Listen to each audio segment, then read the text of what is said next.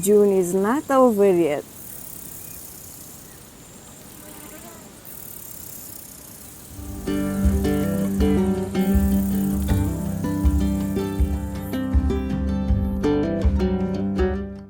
I want to show you what's in bloom in our tiny little cottage garden.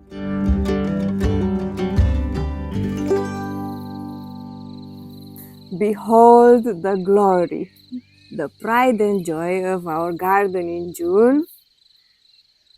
Our beautiful lavender bursting with 1,000,000,000 bees looking for nectar.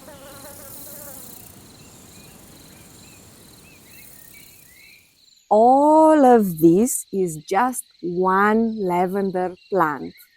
It was planted 7 or 8 years ago. I didn't plant it myself, but I learned how to cut it after blooming so that it comes back year after year like this.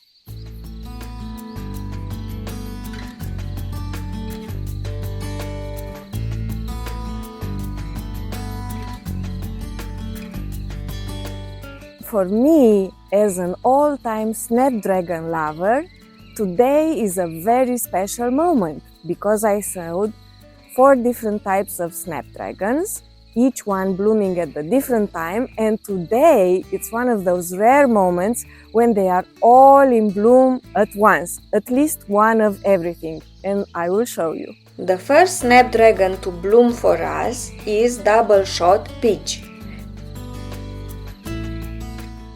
This one. Some of the stems are shorter because this is the second or third flush. Others are taller. They've got these azalea type flowers which hold in the vase for much longer. And I've been cutting these for 5 weeks already. The second snapdragon to bloom for us, apple blossom, is in my favorite colors, pink, white and yellow. And they grow really tall. And I love their old-fashioned blooms, to which you can do this. Ra ra ra ra ra ra ra ra ra ra ra ra ra ra ra.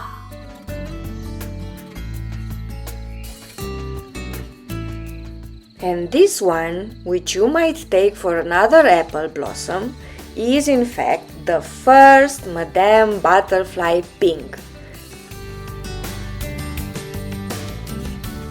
This is the gold standard for florists and flower farmers with huge azalea type blooms. I just love them. And here, just opening, Madame Butterfly bronze. Just look at these gorgeous shades. A sort of antique peach and copper all rolled into one. The spring flower bed. I grew all of these flowers from seed. I planted them out, all of them, on the 1st of April, 1 month before my last frost date, and I've made plenty of bouquets already. I grow lots of calendulas, and this is my favorite mix, Pacific Beauty. With bright orange blooms, we deadhead the spent ones, and some are buttery yellow. Let's snap this one too,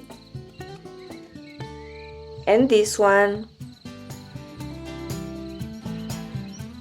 They get sleepy at night and close off, but then in the morning they open up again. And if we keep deadheading them, they will keep blooming until late in the fall. And what have we got here? The Iceland poppy. This champagne bubbles mix has been prolific this year. They've been blooming since May and we've still got a few. Yellow Icelandic poppies, white Icelandic poppies. What else is in bloom here? Nigella, my dainty love. They are very quick to bloom, just 2 months after sowing. And this is my second succession already. Look how delicate this is. And here's a different shape. And let's look for some seed pods. Wow! Just look how beautiful are the seed pods of the Nigella. So cute. And who else lives here? Mr. Mole. He's done some digging here and here. Quite the disaster. But what to do when you share your flower bed with Mr. Mole? In here we've got some yarrow or achillea in pastel shades. They have yet to come out, but soon. But I've got other yarrow in pots and they are blooming already. And also here the first sweet little Crespidia ball. There are many others to come, in here and here. And of course we'll only get flowers from the ones which have been spared by the excavations of Mr. Mole, who already destroyed 2 of my Crespidia in its enthusiasm. Our sweet cornflowers. Wow! I've been harvesting them for more than a month. And just as I deadheaded the calendula, I keep deadheading these ones and they will bloom until the first frosts relentlessly. Next we've got honeywort or Cerinthe major with these blue hues on the back, which is both a stunning foliage plant, but she's also the most delicate little flower. The most intriguing detail in a bouquet, and it's all the rage right now. Cerinthe is super popular with the florists everywhere. This is perennial bee balm. It was supposed to be blooming already, but we've had some crazy weather and she's a little bit behind. And that's okay, I'm not in a hurry. Next to the bee balm, wow! Our first scabiosa for this year, or pincushion flower. Plus another 1,000 flower buds picking up. I can't wait. Next to the usual scabious, we've got the ping pong scabious or Scabiosa stellata. This is the only flower I don't cut when it's in bloom, even if the flowers are super cute. And instead I wait for the seed pods to form because they look like aliens and they add texture to my bouquets. And now we will traverse the whole orchard. I want to show you something in the back of the garden.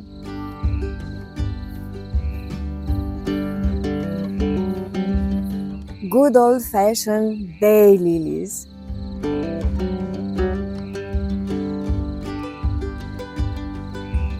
You can plant them in full sun or in full shade and they will still bloom for you. I never water them. Please tell me in the comments if you are interested in any plant in particular and I'll do a future episode. And if we look across from the spring flower bed, we can see the shed. And tucked away behind the shed, I want to show you my first flower bed ever. Or my first raised bed, to be precise. I ordered this raised bed myself. I painted it, I assembled it, I filled it with lots and lots more soil that I had imagined, and I started to grow cut flowers.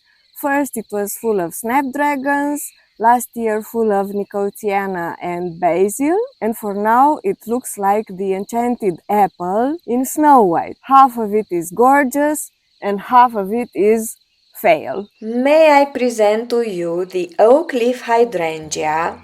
She just started blooming a week ago. Wow! Such delicate lace, such beauty. And this is only the beginning. And in the fall, her gorgeous oak leaves turn a rusty red. You must see this. In here I planted lots of digitalis, closely spaced like the flower farmers do. And look, they made the sweetest buds ever. We are so close. And here. And here. I planted two first-year flowering digitalis, the Foxy Mix and the Dalmatian Peach. We saw them together in February in another episode, and I will put the link in the description.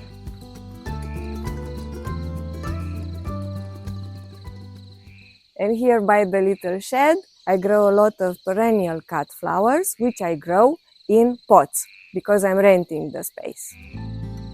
The cascading petunias. I always grow this variety because it reaches 1.5 meters long or 5 feet long until December. Penstemon dark towers, super hardy in my zone 6, even in pots, with gorgeous wine-colored leaves. Hemerocallis corky, a repeat blooming daylily. She bloomed for me 4 times last year. And she's also in a pot. Yarrow Walter Fanke. And this is just a single plant in here. I love that it holds 7 to 10 days in the vase. Another yarrow, Sky Say Yellow.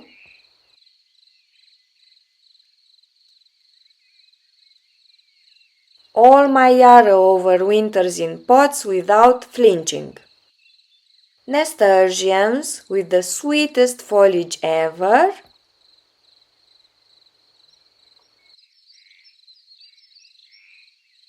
The last of our purple sensation alliums, which I can pull out.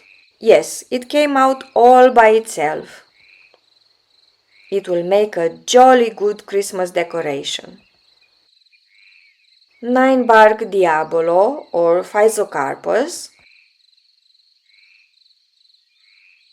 The most striking burgundy foliage for my autumn posies. Dicentra. She finished blooming and her foliage will die back pretty soon. Our clematis. She's also done blooming, but we can still use the pods as interesting bouquets. Honeysuckle. She bloomed profusely, very fragrant. And 2 calendula varieties in tiny concrete containers. Ivory Princess, and Sunset Buff, which I'm also deadheading.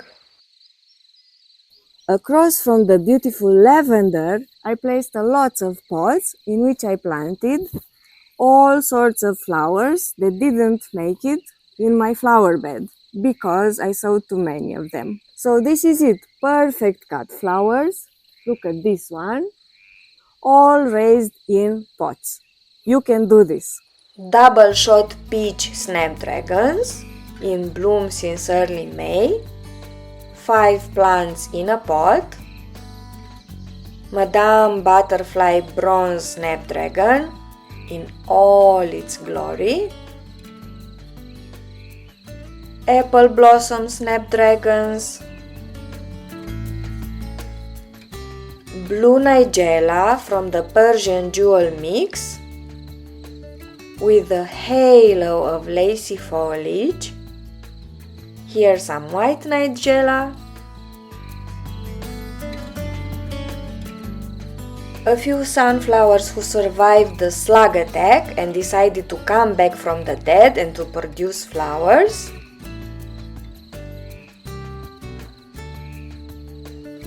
A few Dalmatian peach foxgloves with soft velvety leaves. And 2 tiny Craspedia plants which also survived the slug attack. Next to the lavender, I'm babysitting 2 wonderful shrubs which are very useful in bouquets. 9-bark Orphisocarpus Darts Gold and a sweet pink Vigilia. Behind the tiny cottage, a second raised bed, which is now overflowing with yarrow, which is yet to bloom, and China asters in the very sweet blush color. King size apricot, it's the first time I'm growing them. I am over the moon with them. Under the deck of the house, our owner planted aromatic plants to chase the mosquitoes away. So we have lavender, peppermint, and spearmint, and the grapes, of course. The front yard of the little cottage is facing north and is under this big willow tree. So this is my shade garden. The shade window box, impatiens and coleus.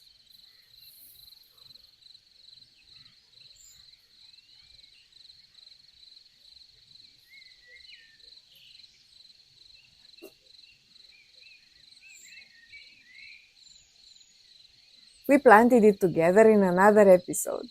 The beautiful shade border with shade perennials. Hellebores with tropical foliage. The Japanese painted fern with ever so slightly hues of silver, purple and green. Hosta white bream. She will bloom in the next 2 weeks.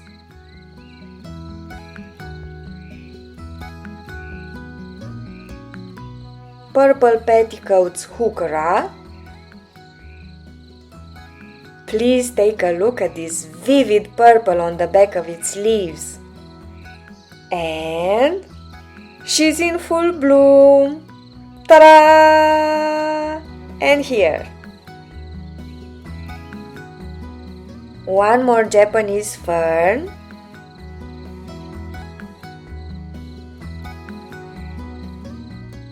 Creeping Jenny, she just finished blooming. Hosta picta with long leaves. Purple petticoats again.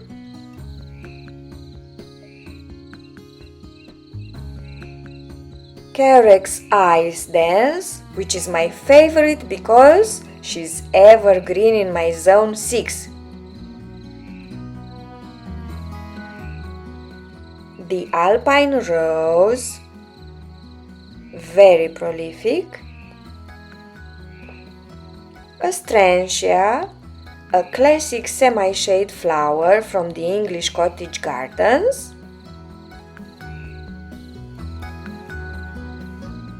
and two yuccas who never bloom because they live under the willow tree.